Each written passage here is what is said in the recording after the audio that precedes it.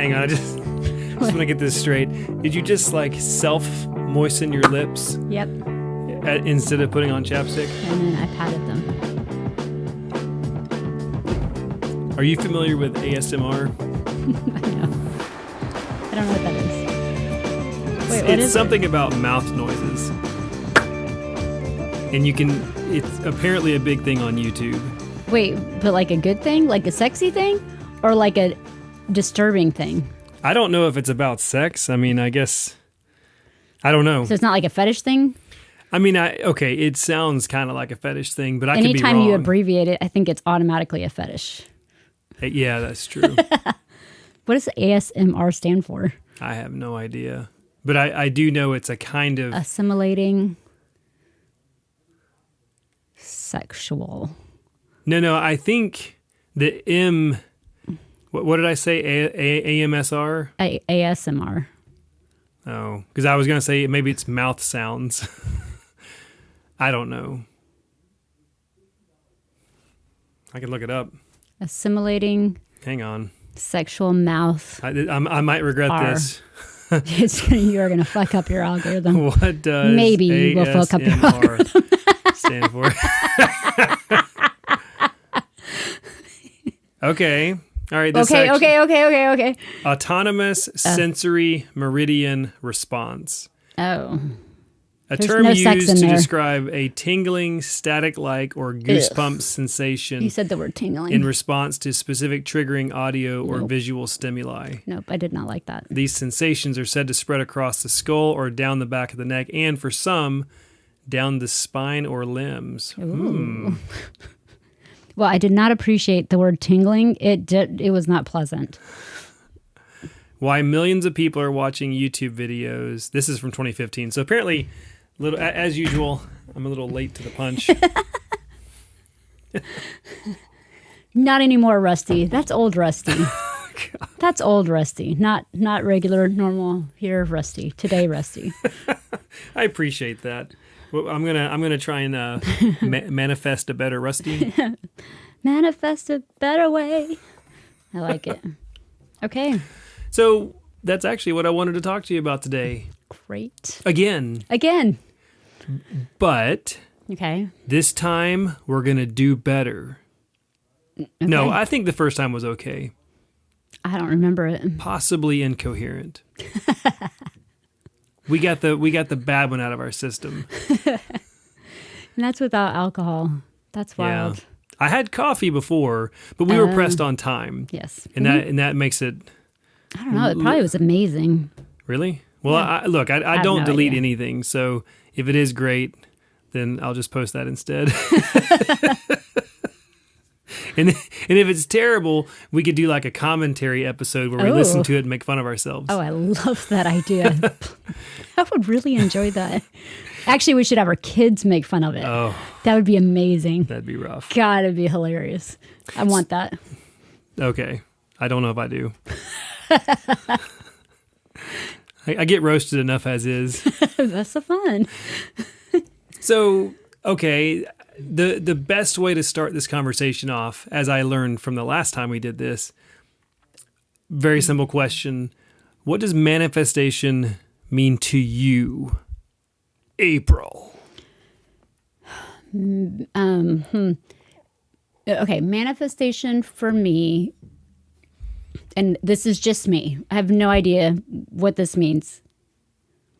And I don't even know why I defined this, but I did. It's just setting an intention.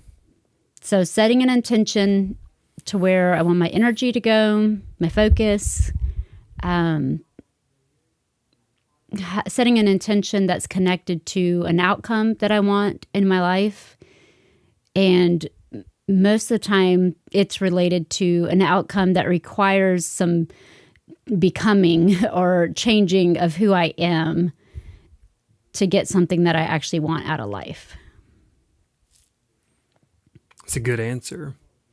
It kind of, that answer sort of is revealing to me because the whole idea of manifestation has been so confusing to me. And like I've said before, it seems to me manifestation really always seemed kind of like magic. The idea was that if you thought or believed hard enough, things would essentially materialize in your life. Yeah. And what you just said was more about the characteristics or the mindset of a person that would execute to get those things done or to achieve those things. Kind of. I mean, I'm still... Okay, so do you want me to go over the exercise that I did last week? Oh, yes. Okay. So last week I had watched a video of Mel Robbins on her podcast, had this short little video. Well, it probably was long. I only saw a little bit because I don't watch videos, but it was this neuroscientist on there talking about like the physical aspects of manifestation and what it looks like and what it looks like in your brain, which systems, and I don't know any of the proper terms other than the reticulating activating system. And then there's this default mode network. And then there's another system in there. So he referenced that. But all that to say, it made me realize, oh, I don't know what I want. I don't have clarity on what I want. And in order to manifest something or put an intention out there, if you want to use those words, in order to cause something to happen, you need to know what it is that you're trying to cause to have happen. And then you have clarity. And so it was very interesting, first of all, that I didn't feel like I knew what I wanted because that's not normally me.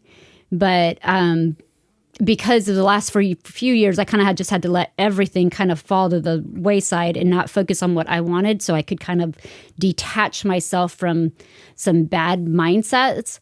And so then I'm kind of in this place where I'm like, oh, I get to enjoy that again. I get to enjoy putting that out there and figuring out what I want. And so what I just was kind of sitting there, I'm like, oh, I don't know what I want. So then I was playing in my brain because this is what I do. I like to ask myself questions because it's like I'm coaching myself. Like maybe I'm schizophrenic. I don't know. There's a coach April and there's the coached April, the one that's getting coached. So I asked myself from the coach April point of view to the coaching person that's getting coached, like what would happen if somebody told me today, said, hey, heads up, you're done. You're dying. You're never going to see these people. You're never going to be on this world again. Never, ever, ever again. Like, you're done. And then my first response should give me some kind of clarity. And it was, but wait, I haven't traveled enough, or I haven't given the kids enough experiences that I want them to have. I haven't set them up financially. I haven't finished renovating my house. I haven't created enough. Like, these things just came to mind. I'm like, but wait, I haven't done this yet, so I'm not ready. And so that for me was like, oh, now I have clarity. So then I can set my intention on those things. And then I asked the boys the same question, and they're like, I don't know. Yeah, that would be me. But it wouldn't. No. I mean, I have struggled a lot with knowing what I want. I mean, that's honestly, knowing what you want is 90% of the battle. And it sounds easy, but for me, it's not. But question, on that same front, if you took the pressures off and said there's not a right answer to this and I get to change it, does that change how you would respond? Yeah, that would help. Does that make sense? Like, I think sometimes, like with the boys, I had to say, hey, just brainstorm. What would be something that would be like, oh, no, I haven't... And Hunter's like, I haven't had a family. And Maddox was like, I haven't put out my music yet. And so but it took some coaching to get them there because they both were like, well, there's so much. And I'm like, well, you guys are young. Of course there's going to be a lot. I'm old. And so I've lived through a lot of life. And I'm like, okay, these are the things that matter most. So there was more clarity. Plus I play these games in my brain a lot. So I think I have more just practice playing the games. Yeah. Well, I think also... it doesn't sound like the boys connected with that emotion. Yeah. Because it's kind of terrifying. If you really connect with the idea that today is the last, today's the last day, then once you connect there emotionally, then I think things sort of open up and unlock. Yeah. You have to be prepared for it for sure. But yeah. I like that. That's very interesting. Very interesting. I've gotten clarity over the past few months of what I really want, but it didn't. That might have saved me some time. I didn't do that, but I like that. You should have asked Coach April. She's in there somewhere. Am I speaking with Coach April? Wait, hold on. Just a minute. So many questions. Oh, ask. Let's do it. Let's do this. I've had an interesting journey with the idea of manifesting things myself, and connecting with it emotionally is a huge part of that. Connecting emotionally with what it is that you want, but it's like that doesn't always mean it's going to happen, or like I feel like I have quote unquote manifested things in my life that didn't work out at all like I thought. And maybe it just hasn't been enough time yet.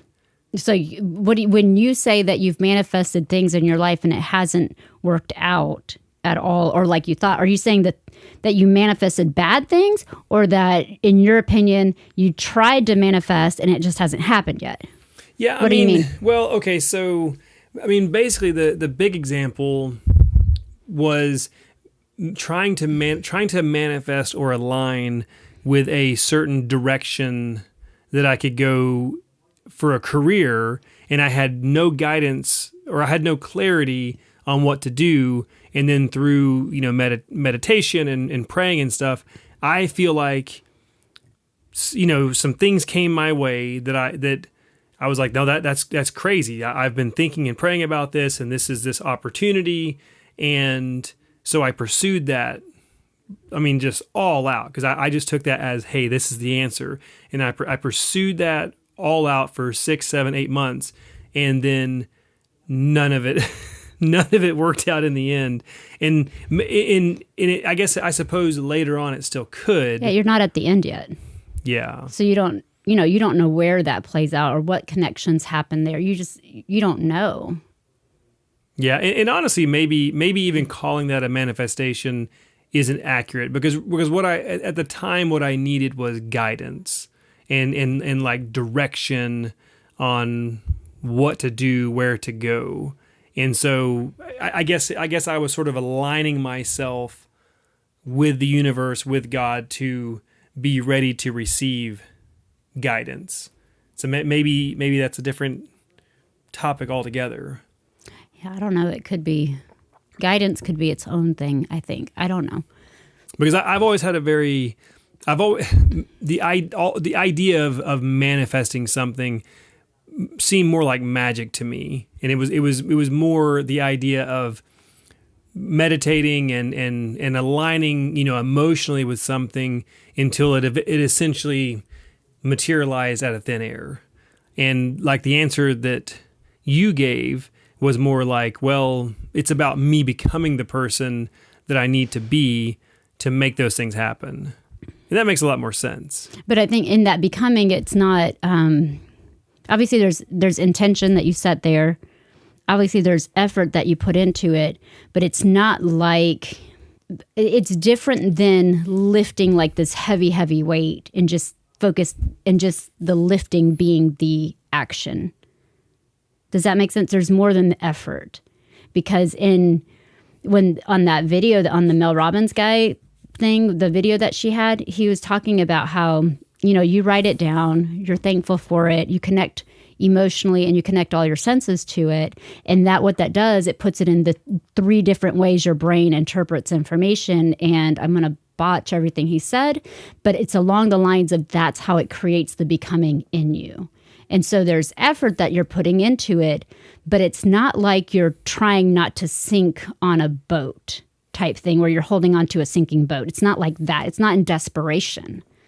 And I think maybe, I have no idea, but it seems sometimes that if your emotion is coming out of either fear or desperation, I don't know if it negates, but I don't think it engages your emotions on the same way. I don't even think it engages your brain on the same way. So if it's in fear, it's not in the same kind of intention setting. I don't know what the words are. I kind of do, but I'm not sure what they mean exactly. Like the frequency, the vibration on the same page as that part of you that actually becomes. Because honestly, I don't think fear really drives us to become different.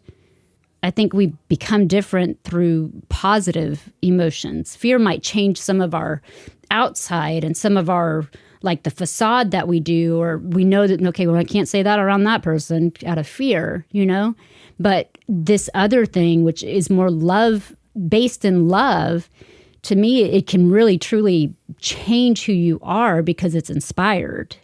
It's different. It's not based in this fear of, well, if I don't do this, it's not going to happen. It's not superstitious. It's not desperate. Yeah. No, okay, I agree 100% with you, because fear, you can certainly influence people through fear. Yeah, of course. And governments do it, religions do it, parents do it, all the things. But you're right. You're not really inspiring growth. You are temporarily influencing someone's behavior, but they're not. It's not going to be an actual growth, and there's not going to be a positive impact, I don't think, as a result. Yeah, so it's not a becoming. They're not becoming different due to it. Exactly. They're acting different because of that. And I think that could be a great, how do you showcase the difference between manifestation? Like, how do you know, am I manifesting or intentionality or putting my intentions out there versus being fear-based? Is it action-driven, or is it just this space of gratitude and love and enjoyment and excitement and just such a positive space? Okay, so that's like a good gut check or a good self-check. Hey, to know if you're going about it in the right way. Yeah, and I don't even know right. Yeah, I don't know. I don't like right wrongs. I can't. Maybe I shouldn't say right or wrong. Maybe I shouldn't say shouldn't. I can't say anything on this podcast. But I totally know. I get what you're saying, because if you want to do sort of like a gut check.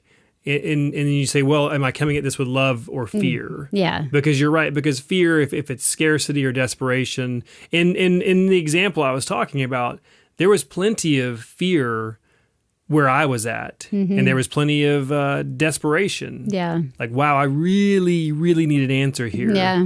And I think also my perception of this concept is heavily influenced by religion, because growing up, the idea of whether you're religious or not, I mean, if you grow up in America, then you're growing up with some sort of influence from you see it, you hear it on TV, especially when at our ages. Sorry, I just had this terrible fear that I didn't hit the record button. But I did. That's lovely. But you have the concept, whether you grew up in church or you have friends or family that talk about it, the idea of praying for something, and really the idea of praying desperately for something is sort of, it's almost like a bonus. Like if you want something from God, you really want to make sure that you're really desperate for it. And then it's supposed to just sort of happen out of nowhere. And that's sort of the idea that I always got. And granted, I went to some weird churches along the way, and so there's no telling what you picked up. What I picked up. Only if God wills this, but you're not allowed to know the God. Yeah. Oh, yeah. They're just wait. Yeah, weird ideas. But I think that's a huge influence because, like I say, in religious circles, it's almost like fear, scarcity, desperation are positives, because they want you prostrate, trembling on your knees in front of God, asking for something. I know. I've kind of really struggled with this, because at some point I was like, I'm not going to beg God for anything, because it feels wrong. It feels so wrong. So I was like, well, I'm going to claim what's mine. I'm going to claim what I know is for me. And it's always love, providence. It doesn't mean bad things don't happen. It just means that when they do, it's like there's something in it for me, something that can be used for me, It's not coherent, because most religions want you to, they say that, well, you need to be saved. You need salvation from God to deliver you from who you were. But then even when that happens, they want to still keep you in that old space in order to control you.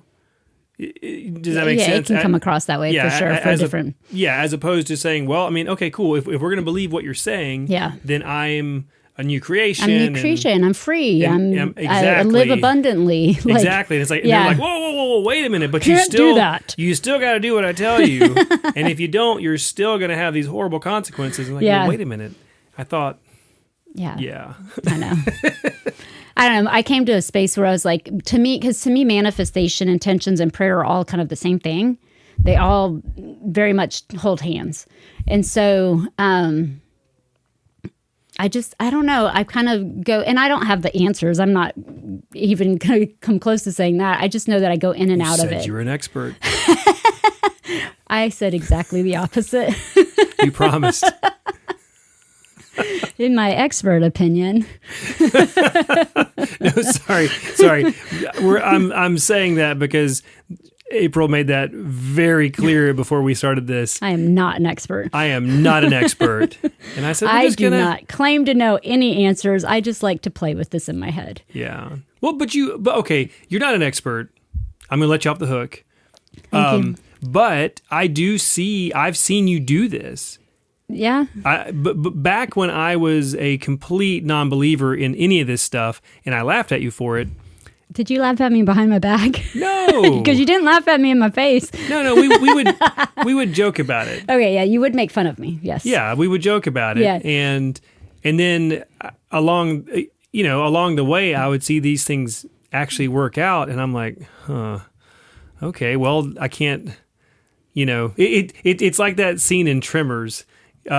When Reba McEntire, her character, and her husband, they were the gun nuts. Yeah. And then the monster broke into their basement and they shot it with all their guns and killed it. And they were like, well, we can't make fun of their lifestyle anymore. That's kind of how I felt. I was like, well, I guess I can't laugh at April anymore because I'm seeing these things happen and I'm like, I don't know how. Yeah, me either. So there is something to it. Yeah, absolutely. But I feel like it falls, I don't know, it's kind of all connected to prayer, setting the intention, having clarity, changing your brain, changing your programming in your brain. Oh, it's very powerful. Yes. Well, and I think we touched on that last time. And yes, you're right. They're all tied together because the idea really, this fascinates me. What someone else would do if they could switch bodies with me, if they could jump inside my body, like it's someone that built some sort of business or some sort of whatever from scratch and put in the years and they had the belief and they had the success and they're like that's part of who they are, right? If they jumped into my body and started making different decisions, probably better decisions, what would it look like? Yeah. You know what I'm saying? Because I guarantee you, whatever limitations I think I might have, whether it's time or resources or whatever, they would just jump in and be like, well, yeah, maybe those are legitimate constraints, but I can still do this. Yeah. I can still do this little thing. I can still spend 20 minutes a day or whatever it is and do something. And I think that's where your intentions, when you have clarity around your intentions, so you gain clarity on what you want, then you set intentions to match what you want, and you're focused on that every day. That's literally where you reprogram your brain. So you would be the same person that wakes up and says, oh, wait, today instead of doing X, Y, and Z, I'm going to do X, Y, and Z. And it might not be every day. It might not be every time, but your brain would start seeing those opportunities for what they are. Your brain would start saying, oh, instead of watching TV, I want to do this. Or instead of doing this activity over here, I want to do this. Or instead of eating this, I want to do this. There's just so many ways that our brains can start to change and they don't have to be drastic. And I think that's where some people maybe get hung up, is they feel like they have to be such drastic changes. And what if that's not the way it's supposed to be? What if it can be a baby step? And what if that's good enough? And then another baby step, once you feel good about that baby step and you've moved forward, then you get to do this other little baby step. And what if that's what setting intentions is all about? It's just us knowing what we want to focus on so we can start making the little changes. And eventually you look back in a year and you're like, oh, wait, I made that happen. No, it makes sense. It makes a lot more sense than thinking that you can make something appear out of the air. Yeah. I love magic too. Everyone loves magic. I think I believe in it too. But yeah, I think it's cool. It's good. Well, and also, I mean, even if that's how it worked, you wouldn't learn as much because you wouldn't become the person that makes the decisions and takes the actions to meet your goals and to get what you want. You would just be the person that could somehow make something appear. And if it were just only magic, everybody's life would be exactly what they wanted if it was just that. Yeah. So it's this, and honestly, I think there is, I wouldn't call it magic, but I would say quantum theory, mechanics, all that is at work. And for us, it feels like magic because we don't have like the measurement tools to like really understand it, or the education because it's so new. But what if it is a balance of what feels like magic and then what feels like effort mixed together? And so some people are nailing it over here on the intention, or on the quantum field, right? They're doing really good over here, but they're not putting any effort into it, and that's just the missing piece for them. Or people that are putting a lot of effort into it, but they're missing the programming that happens in your brain with quantum mechanics. In theory, I don't know what those exact words are, but I know they're true. Does it make a difference where your mind is at, or where your heart is at, if you're doing the things? Like let's say you're coming at something from fear, but whatever it is, you're motivating yourself out of fear, or whatever. You're not coming at it from like love and manifestation, but yet you're still doing tangibly those things you're supposed to do. Will it not have the same result? I think it probably has a similar result, or maybe I don't know. I'm not the expert, but it does make me wonder if you limit yourself. Yeah, maybe, because a good example is, most people, I guess, unless you don't care, or maybe if you were born wealthy or whatever, most people would say, well, I want to manifest more money in my life. Money gives you options, and money removes a lot of stress.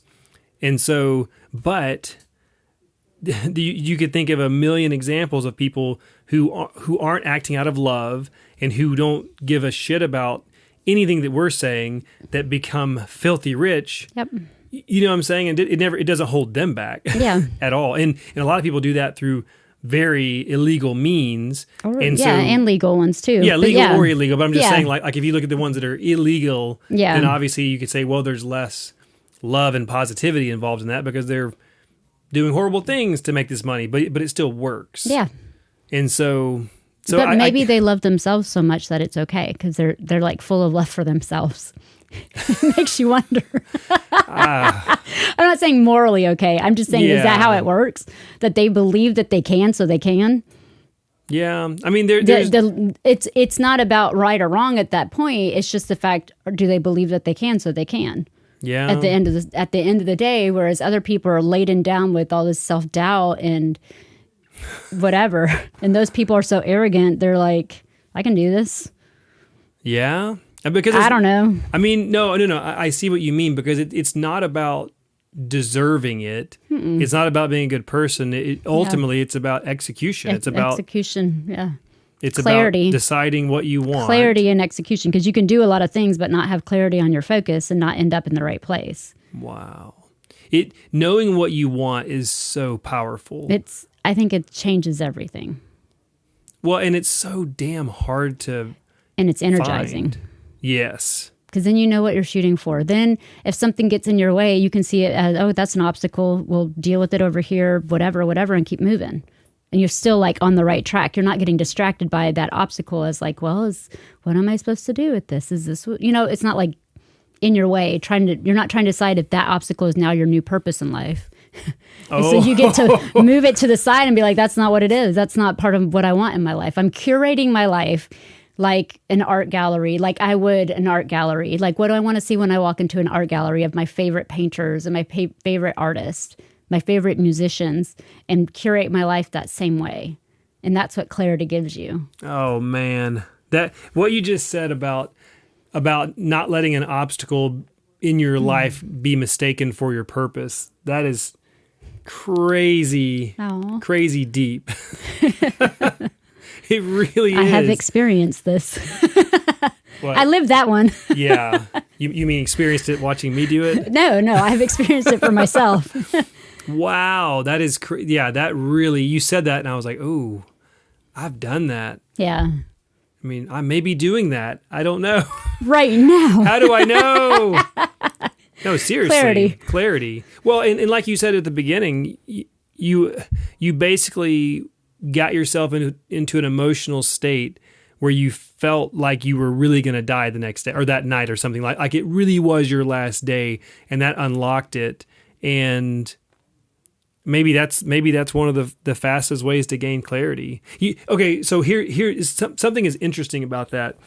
Sam Harris, the neuroscientist or whatever, and he has the Waking Up app, which is all the meditations and stuff, and the series of meditations that you start with on that app are all guided by him, and it's some very interesting insights that he gives.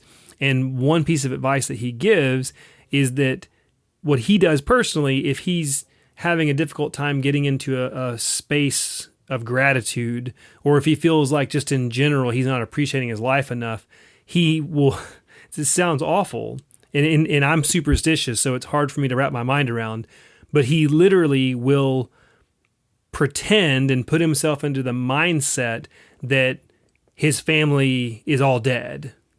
Oh, wow. Maybe they died in a car accident or, whatever horrible thing. That is intense. It's awful. And he literally says that he will get there and he will let himself sort of sink into that despair for a time. I can't remember how much, but he wants himself to fully go there because obviously that's someone's reality. It's first of all, it's possible in his reality. And obviously people live through that.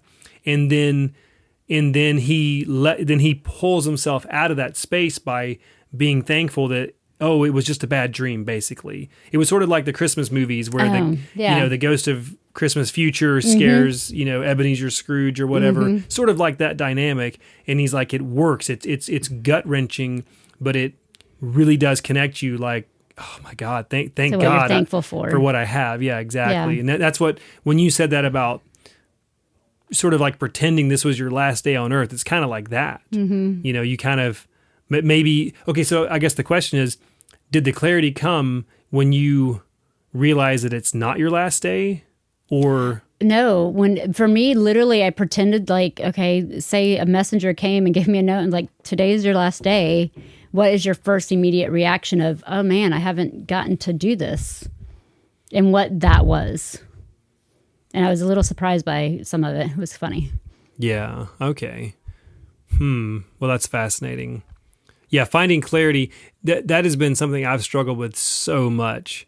It sounds easy. Like you don't know what you want? What? Well, I think there's a lot of fear. When there's fear in the way, fear is a giant obstacle that you have to overcome. So you can be honest. If what you want makes sense, like within society or whatever, then maybe it's easier. But if you've decided that what you want, like, well, I could never do that. I could do that, but I would never make money at it, or I would never be successful, or I'm too old. Or if you've decided already that what you want somehow isn't possible, then it creates a fundamental misalignment within your spirit. Yeah, and who wants to live that way? So might as well just go after it.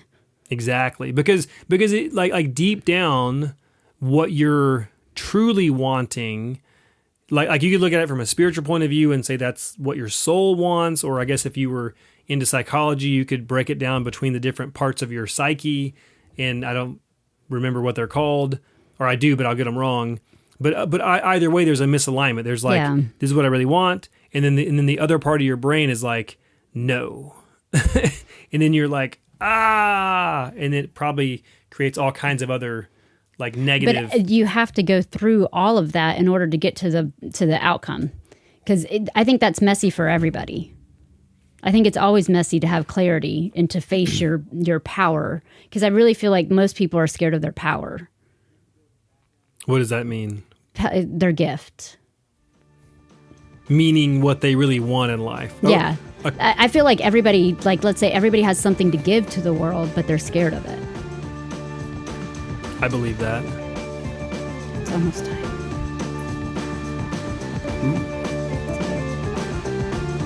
You have a very serious look on your face right now. Because it's almost time to go. Okay.